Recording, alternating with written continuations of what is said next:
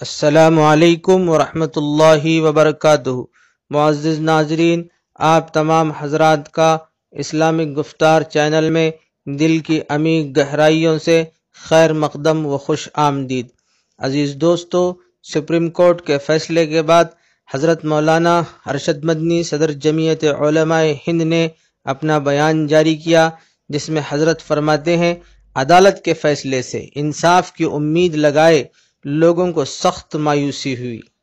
آگے حضرت فرماتے ہیں، سپریم کورٹ کے قومی شہریت ترمیمی قانون NRC اور NPR کے خلاف 4 ہفتے کے ٹال دینے اور مرکزی حکومت کو جواب دینے کے لیے 4 ہفتے کا وقت دینے پر جمعیت علماء ہند کے صدر مولانا سید ارشد مدنی نے سخت تشویش کا اظہار کرتے ہوئے کہا کہ ملک کے موجودہ حالات کو دیکھتے ہوئے ہمیں امید تھی کہ کوئی مثبت پیش رفت ہوگی۔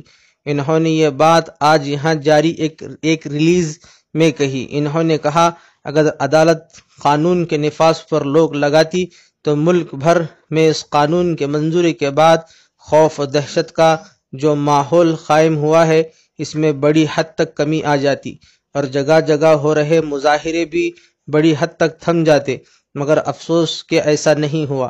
مولانا مدنی نے کہا، ملک بھر میں شدید احتجاج اور مظاہرے کے بعد بھی حکومت کہہ رہی ہے کہ اس قانون میں کوئی تبدیلی نہیں ہو سکتی۔ اس صورت میں ملک کے تمام انصاف پسند لوگوں کی امیدیں، آرزوئیں ملک کی سب سے بڑی عدالت سے ہی وابستہ ہے۔ انہوں نے یہ بھی کہا، اس سیاہ قانون کے خلاف سپریم کورٹ میں ریکارڈ 144 عرضیاں داخل ہوئیں اور سب میں اس قانون کو آئین کے مخالف قرار دیا۔ کہا گیا کہ چونکہ اس قانون سے آئین کے تمہید کی سرحن خلاف ورزی ہوتی ہے، اس لیے اس پر پابندی لگنی چاہیے۔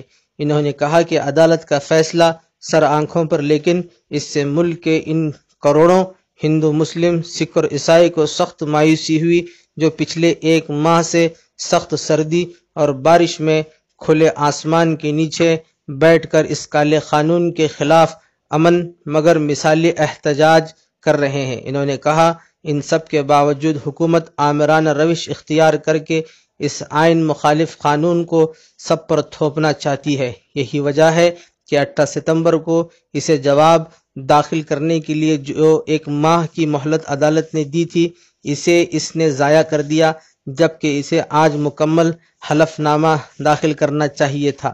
اس سے حکومت کی منشا کا اندازہ لگایا جا سکتا ہے۔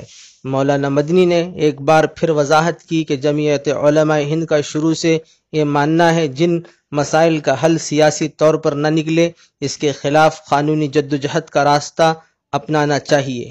کئی اہم معاملوں میں اس نے ایسا کیا اور عدلیہ سے انصاف بھی ملا۔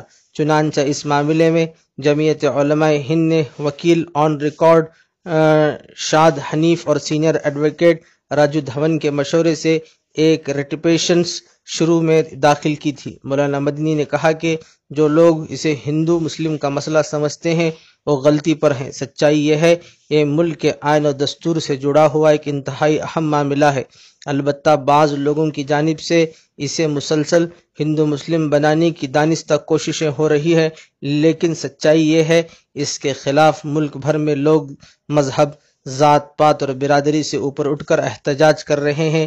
گویا دوسرے لفظوں میں کہا جا سکتا ہے، اس سیاہ قانون نے سب کو ایک دوسرے سے جوڑ دیا۔ جو لوگ باہمی اتحاد، یکجہتی کو نقصان پہنچانے کا خواب دیکھ رہے تھے، انہیں سخت مایوسی ہاتھ لگے گی۔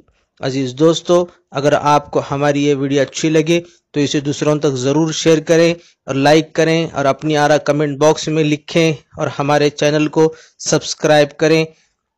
جزاک اللہ خیر۔